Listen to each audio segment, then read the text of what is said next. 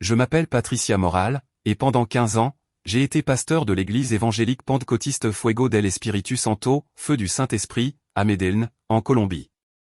Voici l'histoire de la façon dont la Vierge Marie a changé ma vie pour toujours, de la manière la plus inattendue et la plus miraculeuse que j'aurais pu imaginer. Je suis né et j'ai grandi dans une famille pentecôtiste de 3e génération, dans un quartier populaire de Medellín. Mon grand-père avait été l'un des premiers convertis lorsque les missionnaires américains sont arrivés en Colombie dans les années 1940, abandonnant le catholicisme qu'ils considéraient comme corrompu et rempli d'idolâtrie païenne. Dès mon plus jeune âge, on m'a enseigné que les catholiques n'étaient pas de vrais chrétiens, qu'ils adoraient des images de plâtre au lieu du Dieu vivant, et que, surtout, la dévotion à Marie était une forme d'idolâtrie déguisée. Ma fille, me disait ma grand-mère en préparant le petit déjeuner, souviens-toi que seul Jésus sauve. Ces gens qui prient les saints et les vierges sont trompés par le diable. Nous avons la Bible pure, sans traditions humaines qui corrompent la parole de Dieu. Ces mots se sont gravés profondément dans mon cœur d'enfant comme des vérités absolues. Mon père était diacre de l'église, et ma mère dirigeait le ministère des femmes. Notre maison était remplie de Bibles, de livres d'apologétique protestante et d'enregistrements de prédicateurs célèbres comme Jimmy Swaggart et Ben Hinn. Les dimanches matins, les mercredis soirs et les vendredis de veillée, toute notre famille était à l'église, participant activement à des cultes remplis de musique contemporaine, de témoignages émouvants et de prédications passionnées contre les fausses doctrines catholiques. Dès mon adolescence, j'ai montré un don particulier pour la prédication. Ma voix était puissante et claire, avec une capacité naturelle à se projeter sans microphone et à retenir l'attention de n'importe quel public. Mes parents et pasteurs y ont vu un signe clair d'un appel divin au ministère. Patricia a une onction spéciale, disait le pasteur principal. Dieu va l'utiliser puissamment pour libérer les âmes de l'illusion religieuse. À 18 ans, je me suis inscrite à l'Institut biblique pentecôtiste de Bogota, où je me suis spécialisé en apologétique anticatholique. J'ai étudié tous les arguments protestants classiques, le salut par la foi seule sans les œuvres, l'autorité exclusive de l'écriture sans tradition humaine, l'intercession exclusive du Christ sans intermédiaire saint, et surtout, la négation catégorique de tout rôle spécial de Marie, au-delà d'avoir été le ventre qui a porté Jésus. Pendant mes années d'études, j'ai écrit ma thèse sur l'hérésie mariale, expliquant comment le catholicisme romain avait corrompu le pur évangile avec des doctrines païennes. J'ai approfondi l'histoire de la dévotion mariale, mais d'une perspective entièrement hostile, cherchant à démontrer que tout était un mélange syncrétique d'anciennes religions païennes avec un vernis chrétien superficiel. La prétendue Vierge Marie des catholiques, écrivais-je dans ma thèse, n'est rien d'autre qu'une christianisation de déesses mères païennes comme Isis, Diane et Cybèle. Les catholiques ont créé une 4e personne de la Trinité, transformant Marie en une demi-déesse qui rivalise avec le Christ pour l'adoration et la dévotion des fidèles. Mon travail fut si bien reçu que j'ai obtenu mon diplôme avec mention. À 23 ans, je suis retourné à Medellín, où j'ai été ordonné pasteur associé de mon église d'enfance. Ma première affectation ministérielle fut de diriger l'émission de radio hebdomadaire La Verdad Biblica, la vérité biblique, où ma mission principale était de dénoncer les mensonges du catholicisme romain et d'aider les catholiques à trouver le vrai salut en Christ seul. Chaque mercredi soir, pendant 2 heures, ma voix résonnait sur les ondes radio AM de toute la région antiochienne. Mes émissions avaient des titres comme Marie, Mère de Dieu ou Invention humaine, Le Chapelet, Prière vaine condamnée par Jésus, et Saint catholique, faux intermédiaires qui volent la gloire du Christ. Mon auditoire grandissait chaque semaine, surtout parmi les évangéliques qui cherchaient des outils pour évangéliser leurs proches catholiques. J'ai acquis une réputation régionale en tant que spécialiste de la réfutation des doctrines catholiques. Des pasteurs d'autres confessions m'invitaient dans leurs églises pour prêcher des sermons spécifiques contre l'idolâtrie mariale. J'avais préparé au moins 20 sermons différents sur les raisons pour lesquelles la dévotion à Marie était pécheresse, païenne et incompatible avec le vrai christianisme biblique. Mon sermon le plus populaire s'intitulait « Marie, de vierge bénie à idole païenne ». J'y expliquais en détail comment, selon mon interprétation protestante, l'Église catholique avait progressivement élevé Marie de son humble rôle biblique jusqu'à en faire la reine du ciel, un titre qui, selon moi, appartenait uniquement au Christ. Les catholiques prient plus Marie que Jésus, avais-je l'habitude de proclamer d'une voix tonitruante, c'est de l'idolâtrie pure et simple. Mes prédications contre la dévotion mariale étaient particulièrement emphatiques. Je citais des versets tels que « Il n'y a qu'un seul médiateur entre Dieu et les hommes, Jésus-Christ, homme, et tu ne te feras pas d'image, et tu ne te prosterneras pas devant elle », pour démontrer que toute la mariologie catholique était contraire à l'Écriture. Ma voix s'élevait jusqu'à devenir un rugissement prophétique lorsque je déclarais « Marie est morte, elle ne peut pas entendre les prières. Seul Jésus vit pour intercéder. » Dans mon église, j'ai organisé un ministère spécial appelé Sauvetage catholique, où j'entraînais les membres à évangéliser spécifiquement les catholiques. Je leur enseignais des arguments bibliques contre l'intercession des saints, l'autorité papale, les sacrements, et surtout, contre ce que nous appelions l'adoration mariale. Notre objectif, leur disais-je pendant les sessions de formation, est de libérer ces frères catholiques de l'illusion religieuse. Pendant mes années de ministère actif, j'ai estimé avoir converti plus de 300 catholiques au protestantisme évangélique. Chaque témoignage de conversion était célébré dans notre Église comme une victoire contre les ténèbres du catholicisme romain.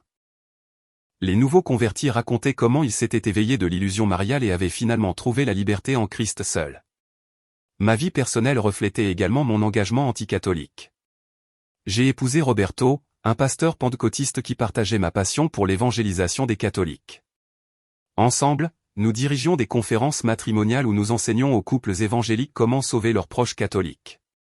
Nos 2 enfants, Josué et Debra, ont grandi en entendant constamment parler des erreurs du catholicisme. Mon ministère radiophonique s'est étendu lorsqu'une chaîne évangélique nationale m'a offert une émission quotidienne d'1 heure intitulée « Vérité sans compromis ». Mon auditoire a atteint des centaines de milliers d'auditeurs dans toute la Colombie et les pays voisins. Je recevais chaque semaine des lettres de catholiques qui affirmaient avoir trouvé la vérité après avoir écouté mes prédications. Mon hostilité envers le catholicisme a atteint de nouveaux sommets lorsque le pape Jean-Paul II a visité la Colombie. Pendant toute la semaine de la visite papale, j'ai consacré mes émissions de radio à contrer l'influence papiste et à avertir les évangéliques des dangers de la séduction catholique. Cet homme, déclarai-je, en parlant du pape, n'est pas le représentant du Christ, mais le chef de la plus grande fausse religion du monde. Mon Église a organisé des veillées de prière pendant la visite papale, demandant spécifiquement à Dieu d'ouvrir les yeux des catholiques égarés et de protéger la Colombie de l'influence mariale. J'ai dirigé ces sessions avec insistance, déclarant que nous étions en guerre spirituelle contre les forces de la tradition humaine. En 1998, à 35 ans, je suis devenu pasteur principal de mon Église après le départ à la retraite de l'ancien pasteur. Ma première décision fut d'intensifier le ministère anticatholique, en établissant des cours hebdomadaires d'apologétique et en organisant des débats publics avec des prêtres catholiques. Mon Église a rapidement grandi, notamment avec d'anciens catholiques. Pendant mes sermons dominicaux, j'incluais fréquemment des segments spécifiques contre la dévotion mariale. Frères, proclamais-je depuis la chaire, ma voix résonnant dans tout le sanctuaire, vous qui venez du catholicisme, vous connaissez l'esclavage que représente l'adoration de Marie, mais le Christ vous a libéré. Vous n'avez plus besoin d'intermédiaires humains. J'ai publié mon premier livre intitulé Marie, de l'Évangile à l'idolâtrie, où je documentais ce que je considérais comme l'évolution historique de la figure de Marie, d'une jeune juive ordinaire à une déesse catholique. Le livre est devenu un manuel d'études dans plusieurs instituts bibliques évangéliques et a été traduit en anglais et en portugais. Le point culminant de ma carrière anticatholique est survenu en décembre 2000, lors des célébrations du Jubilé catholique. Le Vatican avait déclaré cette année comme étant spécialement dédiée à Marie, et les églises catholiques du monde entier organisaient des célébrations extraordinaires de dévotion mariale. Pour moi, cela représentait une occasion unique d'exposer l'hérésie catholique. J'ai organisé une contre-célébration évangélique que j'ai appelée Jubilé de la vérité, conçue spécifiquement pour coïncider avec les célébrations catholiques et offrir une alternative biblique à ce que je considérais comme une festivité de déesse païenne. Pendant tout le mois de décembre, mes émissions de radio et de télévision se sont exclusivement concentrées sur l'attaque des doctrines mariales catholiques. L'apogée de ma campagne anti-mariale était prévue pour le 8 décembre, jour de l'Immaculée Conception dans le calendrier catholique. J'avais planifié un service spécial dans mon église intitulé « Démasquer le mythe de l'Immaculée Conception », où je prétendais démontrer bibliquement que la doctrine catholique était une invention papale sans fondement scripturaire.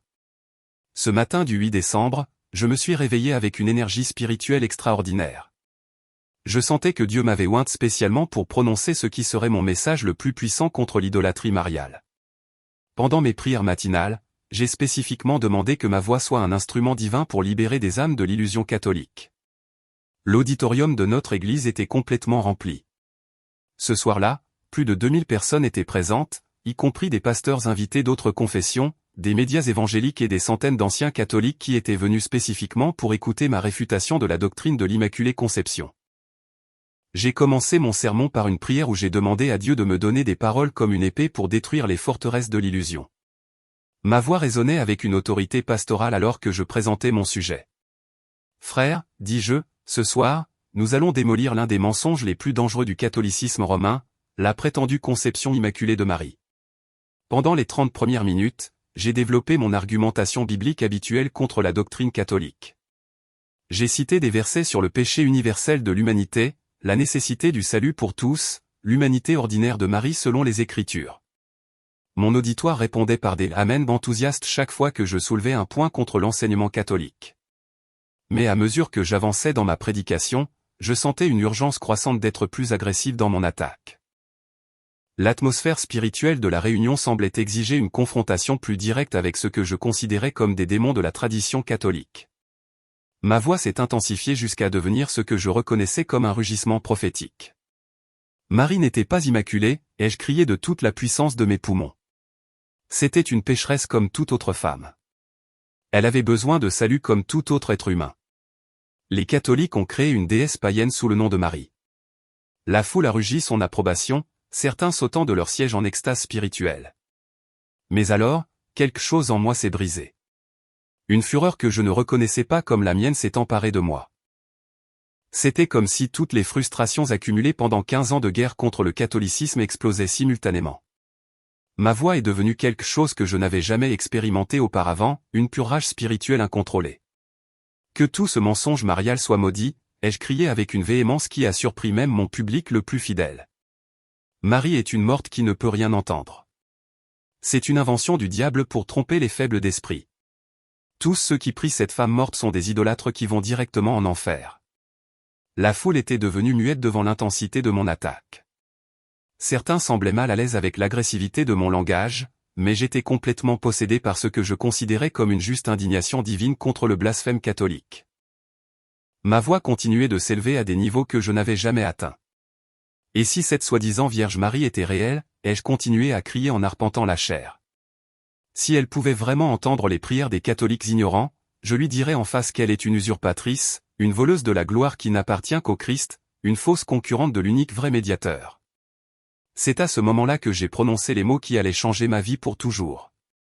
Ma voix rugissant à plein volume et mes bras tendus vers le ciel en signe de défi, j'ai crié, « Marie, si tu existes, tu es une malédiction pour l'humanité.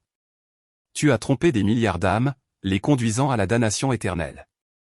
Tu es la plus grande prostituée religieuse de l'histoire. Maudit sois toi et tous ceux qui t'adorent. » Le silence qui a suivi mon blasphème fut assourdissant. Toute la congrégation était restée complètement immobile, comme si elle avait été témoin de quelque chose qui transcendait les limites de la décence spirituelle. Mais j'étais toujours dans ma frénésie antimariale, sentant que j'avais prononcé la déclaration prophétique la plus puissante de mon ministère. J'ai essayé de continuer ma prédication. J'ai ouvert la bouche pour prononcer la phrase suivante de mon sermon préparé, mais aucun son n'est sorti. J'ai essayé à nouveau, forçant ma gorge, mais seul un murmure étouffé a émergé. La voix qui avait été mon outil ministériel le plus puissant pendant 15 ans avait tout simplement disparu. Au début, j'ai pensé que c'était de la fatigue d'avoir crié si intensément. J'ai bu de l'eau, me suis raclé la gorge, essayé de détendre ma gorge, mais rien ne fonctionnait. Ma voix avait complètement disparu, sans explication médicale apparente. Le lendemain matin, Roberto m'a emmené d'urgence chez le meilleur otorhinolaryngologiste de Medellín. Après un examen approfondi incluant une endoscopie et de multiples tests, le médecin s'est montré complètement perplexe. « Vos cordes vocales sont parfaitement saines », m'a-t-il expliqué avec une confusion évidente. Il n'y a pas d'inflammation, pas de lésion, rien qui explique la perte de voix. Médicalement, vous devriez pouvoir parler normalement. Au cours des jours suivants, j'ai consulté 3 autres spécialistes, dont un neurologue et un psychiatre. Tous sont arrivés à la même conclusion, physiquement, il n'y avait aucune raison à mon mutisme soudain. Les tests neurologiques ont écarté tout dommage cérébral, et les examens psychologiques n'ont révélé aucun traumatisme susceptible de provoquer un mutisme hystérique. Mon église a organisé des chaînes de prière 24 heures sur 24 pour ma guérison. Des pasteurs de toute la région sont venus prier pour moi, certains essayant de me libérer de malédictions qui auraient pu causer ma condition. Mais les semaines ont passé, et ma voix n'est pas revenue. Pour la première fois de ma vie d'adulte, je faisais face à un silence absolu. La perte de ma voix a signifié la fin immédiate de tous mes ministères. Les émissions de radio et de télévision ont été annulées, les conférences reportées indéfiniment, les invitations internationales révoquées. En quelques semaines, je suis passé d'une des voix évangéliques les plus reconnues du pays à une femme complètement silencieuse. Pendant les premiers mois de mon mutisme, j'ai maintenu ma foi protestante et mon hostilité envers le catholicisme. Je supposais que ma condition était une épreuve de foi, similaire à celle qu'avaient affrontée d'autres serviteurs de Dieu dans la Bible. J'écrivais des notes pour communiquer, dirigeais l'Église par l'intermédiaire de Roberto, et attendais patiemment que Dieu me rende ma voix. Mais après 6 mois de silence total, j'ai commencé à éprouver des doutes que je n'avais jamais rencontrés auparavant. Pourquoi Dieu permettrait-il que son instrument contre l'hérésie catholique soit réduit au silence précisément quand ma voix était le plus nécessaire? Y avait-il quelque chose dans mes méthodes ministérielles qui déplaisait au Seigneur? Était-il possible que j'aie franchi une ligne invisible dans mon zèle anticatholique? 1 an après avoir perdu ma voix, alors que je lisais ma Bible en cherchant des réponses à ma condition, je suis tombé sur un verset que je n'avais jamais vraiment remarqué auparavant, « Heureuse celle qui a cru, car ce qui lui a été dit de la part du Seigneur s'accomplira. » C'était la déclaration d'Élisabeth sur Marie dans l'évangile de Luc. Pour la première fois de ma vie, j'ai lu ce passage sans les filtres anticatholiques. Au lieu de chercher des moyens de minimiser la louange biblique envers Marie, j'ai simplement permis au mot de pénétrer mon cœur sans résistance. Heureuse celle qui a cru. Avais-je attaqué quelqu'un que l'Écriture elle-même appelait bienheureuse? Cette question a ouvert une brèche dans mon système de croyances qui avait semblé impénétrable. J'ai commencé à relire tous les passages bibliques sur Marie sans mes habituelles lunettes apologétiques protestantes. Ce que j'ai découvert m'a profondément troublé, la Marie biblique était bien plus significative que ce que mes enseignements protestants avaient admis. Pendant mes études bibliques privées, j'ai commencé à remarquer des incohérences dans l'apologétique antimariale que j'avais prêchée pendant des années. Comment pouvais-je qualifier d'ordinaire la femme que l'ange Gabriel avait saluée comme pleine de grâce? Comment pouvais-je minimiser celle qui avait été choisie pour être la mère du Fils de Dieu? Pourquoi étais-je si dérangé que les catholiques l'honorent? Ces questions m'ont amené à faire quelque chose qui aurait été impensable des années auparavant. J'ai commencé à étudier les doctrines catholiques sur Marie d'une perspective neutre, non hostile. J'ai demandé à Roberto de me procurer des livres de théologie catholique sur la mariologie, disant que j'avais besoin de mieux connaître les positions ennemies. Les premiers livres catholiques que j'ai lus m'ont surprise par leur sophistication théologique. Les théologiens catholiques n'étaient pas les ignorants superstitieux que j'avais imaginés, mais des universitaires sérieux qui basaient leurs enseignements sur des études bibliques, patristiques et historiques profondes. Leurs arguments sur Marie n'étaient pas des sentimentalismes dévots, mais des réflexions théologiques minutieuses. 2 ans après avoir perdu ma voix, j'ai décidé de faire quelque chose qui m'aurait semblé une trahison des années auparavant. J'ai visité secrètement une église catholique pendant une messe pour observer directement ce qui s'y passait. J'ai choisi une petite paroisse où l'on ne me connaissait pas et je me suis assise au dernier rang pendant une messe matinale en semaine. Ce que j'ai vécu m'a profondément ému. Le recueillement des fidèles, la beauté de la liturgie, la centralité de l'Eucharistie, tout semblait véritablement sacré d'une manière que mes cultes pentecôtistes atteignaient rarement. Et quand les fidèles ont prié le « Je vous salue Marie », je n'ai pas détecté d'idolâtrie, mais une dévotion filiale envers celle qu'ils reconnaissaient comme mère spirituelle. Pendant la prière mariale, quelque chose d'inattendu s'est produit. En écoutant les catholiques réciter « Sainte Marie, Mère de Dieu, priez pour nous, pauvres pécheurs », j'ai ressenti une présence que je n'avais pas expérimentée pendant des années de ministère protestant. C'était comme si quelqu'un était présent dans cette église, d'une manière qui transcendait le purement humain. Cette nuit-là, seul dans ma chambre, j'ai fait quelque chose qui aurait été inconcevable pendant mes années de ministère anticatholique, j'ai essayé de réciter un « Je vous salue Marie ».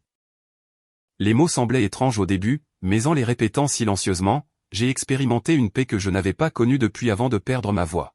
« Je vous salue, Marie, pleine de grâce », ai-je murmuré sans voix. « Le Seigneur est avec vous. » Les mots étaient directement bibliques, j'en ai pris conscience avec étonnement. Il n'y avait rien d'idolâtre à répéter la salutation de l'ange Gabriel. Vous êtes bénie entre toutes les femmes et Jésus, le fruit de vos entrailles, est béni. Quand je suis arrivé à la deuxième partie de la prière, Sainte Marie, Mère de Dieu, priez pour nous, pauvres pécheurs, quelque chose d'extraordinaire s'est produit. J'ai senti comme si quelqu'un avait réellement entendu ma prière, comme si mes paroles silencieuses étaient parvenues à des oreilles qui pouvaient entendre, à un cœur qui pouvait répondre. Cette même nuit, j'ai fait le rêve le plus vif de ma vie. Je me trouvais dans un magnifique jardin, rempli de roses blanches et bleues. Au centre du jardin se tenait une jeune femme vêtue de bleu et de blanc, avec un visage d'une beauté indescriptible, mais complètement humaine. « Patricia », me dit-elle d'une voix qui sonnait comme une musique céleste, « pourquoi m'as-tu combattu pendant tant d'années » Ces paroles n'étaient pas accusatrices, mais profondément tristes, comme celles d'une mère blessée par son enfant rebelle. « Parce que je pensais que tu étais fausse », répondis-je dans le rêve, surprise que ma voix fonctionne parfaitement là-bas. Je pensais que tu étais une concurrente de Jésus, une distraction de la vérité de l'Évangile. Mes paroles sonnaient pathétiques, même pour moi-même. Ma fille, répondit-elle avec une tendresse infinie. Je ne rivalise pas avec mon fils, je conduis les âmes à lui, comme j'ai porté son corps dans mon ventre. Tout ce que je suis, tout ce que je fais, c'est pour que les gens connaissent et aiment Jésus plus profondément. Ces paroles résonnèrent avec une vérité qui pénétra jusqu'au plus profond de mon être. Mais pourquoi ai-je perdu ma voix, demandai-je, des larmes coulant sur mon visage. Était-ce une punition pour mes attaques contre toi? La question me tourmentait depuis 2 ans. Ta voix s'est tue, expliqua-t-elle avec une profonde compassion, parce que les paroles que tu as prononcées contre moi étaient si contraires à la vérité que le Saint-Esprit ne pouvait plus t'oindre pour parler. Ce n'était pas une punition, mais une protection pour t'empêcher de causer davantage de tort aux âmes. Comment puis-je réparer tout le mal que j'ai causé, me lamentai-je, réalisant pour la première fois l'ampleur du mal que j'avais perpétré. Comment puis-je compenser tous les catholiques que j'ai éloignés de leur dévotion envers toi? Utilise ton expérience pour guider les autres vers la vérité, me répondit-elle. De même qu'avant tu les éloignais de moi par des mensonges, maintenant tu peux les rapprocher avec ton témoignage. Ta voix te sera rendue quand tu seras prête à l'utiliser pour la vérité, non pour l'erreur. Je me suis réveillé de ce rêve, les larmes trempant mon oreiller et une certitude dans mon cœur que je n'avais pas ressentie depuis des années. Je savais avec une clarté qui transcendait tout doute que je m'étais trompé sur Marie, sur le catholicisme, sur la nature même de la vérité chrétienne. Le lendemain matin, j'ai demandé à Roberto de m'emmener à la bibliothèque de l'Université pontificale bolivarienne. J'avais besoin d'étudier l'histoire réelle du christianisme, pas la version protestante sélective que j'avais apprise. Pendant les semaines suivantes, je me suis plongé dans les études patristiques, l'histoire de l'Église primitive et le développement doctrinal. À mon grand étonnement, j'ai découvert que l'Église catholique avait une continuité historique ininterrompue depuis les apôtres, tandis que le protestantisme était un développement du XVIe siècle. Les pères de l'Église montraient clairement que l'Église primitive était catholique dans sa structure, sa doctrine et sa pratique. 3 mois après mon rêve marial, j'ai pris la décision la plus difficile de ma vie, rendre visite au curé de la cathédrale métropolitaine pour explorer ma conversion au catholicisme. Le père Carlos m'a reçu sans surprise ni jugement lorsque je lui ai expliqué ma situation. « Sœur Patricia », me dit-il avec gentillesse, « l'Esprit Saint agit de manière mystérieuse pour amener les âmes à la pleine vérité. Votre expérience n'est pas unique. De nombreux pasteurs protestants ont trouvé dans le catholicisme la plénitude du christianisme qu'ils recherchaient. Pendant les 6 mois suivants, je me suis réuni chaque semaine avec le père Carlos pour des études doctrinales intensives. Chaque session révélait de nouvelles dimensions du catholicisme que je n'avais jamais considérées, la richesse théologique, la profondeur spirituelle, la continuité historique, tout confirmait que j'avais trouvé la vérité complète. Ma famille n'a pas assisté à ma confirmation catholique. La douleur de leur absence fut aiguë, mais je comprenais aussi qu'ils avaient besoin de temps pour digérer ma conversion. Roberto a entamé une procédure de divorce, et mes enfants ont décidé de rester avec leur père. En quelques mois, j'ai perdu mon ministère, mon mariage, mes enfants et ma communauté. Le jour de ma confirmation catholique, exactement 3 ans après avoir perdu ma voix, seul le père Carlos et ma marraine étaient présents. Quand l'évêque m'a oint avec le Saint-Crème en disant « Reçois le sceau du Saint-Esprit », le miracle que j'attendais s'est produit. Soudain, sans explication médicale, ma voix est revenue complètement. Les premiers mots que j'ai prononcés en 3 ans furent « Ah, merci, Mère Marie, de m'avoir conduite à ton fils ». La restauration fut si spectaculaire que le médecin qui m'avait examiné a demandé à étudier mon cas pour une revue médicale. C'est médicalement inexplicable, m'a-t-il avoué après de nouveaux examens. Vos cordes vocales fonctionnent parfaitement, comme s'il n'y avait jamais eu de problème. Je n'ai aucune explication scientifique pour cette récupération, dit-il, mais moi, je savais exactement ce qui avait causé à la fois la perte et la récupération. Ma nouvelle vie de catholique a commencé avec un désir ardent de réparer le mal que j'avais causé pendant des années de ministère anticatholique. J'ai créé un ministère appelé Au Pont de Vérité, spécifiquement dédié à aider les protestants à comprendre le catholicisme authentique au lieu des caricatures que j'avais perpétuées. Grâce à mon nouveau ministère, j'ai pu guider des dizaines de protestants vers le catholicisme au cours des années suivantes. Chaque conversion était particulièrement significative car elle représentait une réparation partielle pour les âmes que j'avais éloignées du catholicisme pendant mes années d'hostilité. 10 ans après ma conversion, j'ai publié un livre intitulé De la guerre à la paix, ma conversion d'une pasteur évangélique à une catholique dévote. Le livre est devenu un best-seller et a entraîné des centaines d'invitations à parler dans des paroisses et des conférences catholiques à travers toute l'Amérique latine. Mon témoignage a été particulièrement puissant dans les pays où le conflit entre évangéliques et catholiques est intense. Mon histoire démontre qu'il est possible de passer de l'antagonisme religieux à une conversion authentique, basée sur la recherche honnête de la vérité. L'aspect le plus beau de ma nouvelle vie catholique est ma relation personnelle avec Marie. La femme que j'ai autrefois maudite publiquement est devenue ma mère spirituelle la plus chère. Chaque jour, je récite le chapelet en entier, priant spécialement pour la conversion des protestants sincères qui ont été mal informés sur le catholicisme. Pendant mes prières mariales, je me souviens fréquemment de cette nuit terrible où j'ai prononcé des blasphèmes contre elle depuis la chair. Le contraste entre mon hostilité passée et mon amour présent envers Marie est si dramatique qu'il me pousse parfois aux larmes de gratitude et de repentance. Marie n'a pas seulement pardonné mes attaques, elle les a transformées en occasion de grâce pour ma conversion et celle d'autres. Mon témoignage a conduit des dizaines de pasteurs protestants à reconsidérer leurs positions anticatholiques, et certains ont entamé leur propre processus de conversion. Dans mon nouveau ministère catholique, je souligne constamment que Marie ne rivalise pas avec le Christ, mais qu'elle conduit les âmes à lui, d'une manière qui approfondit la relation avec Jésus. Mon amour pour le Christ s'est considérablement intensifié depuis que j'ai accepté Marie comme mère spirituelle. Je comprends maintenant que mes 15 années de ministère antimarial ont été une préparation providentielle pour mon ministère catholique actuel. Je connais intimement toutes les objections protestantes car je les ai prêchées pendant des années. Cette expérience me permet de répondre avec une compréhension empathique au lieu d'une hostilité défensive. Mon histoire est devenue un témoignage qu'il n'y a pas de cas impossible pour la miséricorde divine. Si Marie a pu convertir une pasteur qui l'avait maudite publiquement, elle peut atteindre tout cœur sincère qui est ouvert à la vérité catholique. Chaque dimanche, pendant la messe, quand nous récitons le « Je vous salue Marie », je me souviens avec étonnement de ce jour où j'ai crié des blasphèmes contre cette même femme que je vénère maintenant comme mère. La transformation a été si complète qu'il m'est parfois difficile de croire que la même personne qui a maudit Marie trouve maintenant en elle sa plus grande consolation spirituelle. Le miracle de la restauration de ma voix après 3 ans de silence continue d'étonner ceux qui connaissent mon histoire. C'est un signe tangible que Marie écoute véritablement les prières de ses enfants et intercède puissamment auprès de son Fils divin. Mon message pour les protestants qui luttent avec des questions sur Marie est simple, n'ayez pas peur de vous approcher d'elle avec un cœur ouvert. La vraie Marie ne dérobe pas la dévotion du Christ, mais l'intensifie, elle ne remplace pas le Sauveur, mais prépare les âmes à le recevoir plus pleinement. La perte de ma voix fut douloureuse, mais nécessaire. Elle m'a forcé au silence dont j'avais besoin pour entendre des vérités que ma propre voix avait étouffées pendant des années. Dans ce silence, j'ai pu enfin entendre la voix douce de la mère qui m'appelait à la maison. Marie avait des plans pour moi que je ne pouvais imaginer lorsque j'ai prononcé ces blasphèmes depuis la chair. Des plans de miséricorde, de conversion et d'un nouveau ministère dédié à la vérité. Des plans qui ont transformé une ennemie en fille, une attaquante en défenseur. Si, moi qui l'ai maudite publiquement, elle a pu me pardonner et me convertir, Marie peut faire de même avec tout protestant sincère disposé à reconsidérer les enseignements catholiques sur son rôle dans le salut, car c'est ce que fait une vraie mère, elle ne renonce jamais à ses enfants, quelle que soit la distance qu'ils ont prise de la maison.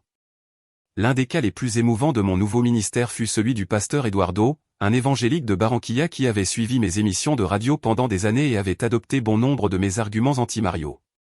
Quand il apprit ma conversion, il se rendit à Medellín dans l'intention de me tirer de l'illusion catholique.